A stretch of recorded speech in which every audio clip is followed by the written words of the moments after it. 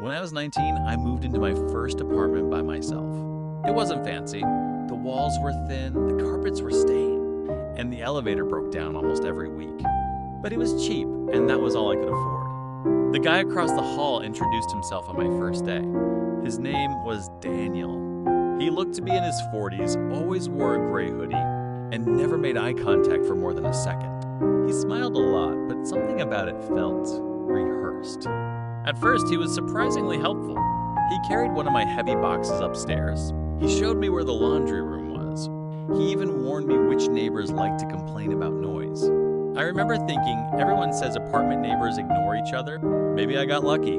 Then the strange things started. Every morning before work, I'd lock my apartment door. Every evening, something inside would be slightly different. A kitchen chair pushed out, a cabinet left open, my TV remote on the opposite couch cushion. Nothing valuable ever disappeared. I convinced myself I was just forgetful. One Friday, I came home earlier than usual because I wasn't feeling well. As I walked down the hallway, I froze. Daniel was standing in front of my apartment. He wasn't knocking. He wasn't waiting. He was just staring at my door. The second he noticed me, he jumped. "Oh, I thought I heard your smoke alarm." I hadn't.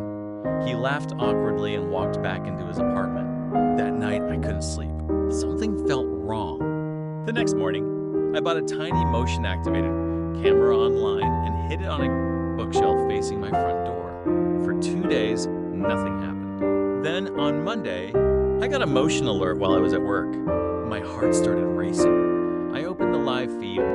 My apartment door slowly opened. Daniel stepped inside. He wasn't stealing anything. He walked through every room like he belonged there. He opened my fridge, sat on my couch, picked up one of my family photos, and stared at it for almost a full minute. Then he walked into my bedroom. I called the police before I even realized my hands were shaking. Officers arrived within minutes. They found him still inside my apartment. The strangest part, he had a key. It turned out that months earlier, the building manager had forgotten to collect the spare key from a former tenant, who had secretly given it to Daniel to feed their cat while they were away. Nobody ever asked for it back. When police searched his apartment, they found copies of dozens of neighbors' schedules written in notebooks. Mine was one of them. He knew when I left, when I came home, even which days I ordered takeout. The officers later told me he claimed he was checking on people. I moved out that same week. To this day, every time I lock my front door, I check it twice. Not because I'm afraid someone will break in, but because sometimes the person who has a key is the one you never suspect.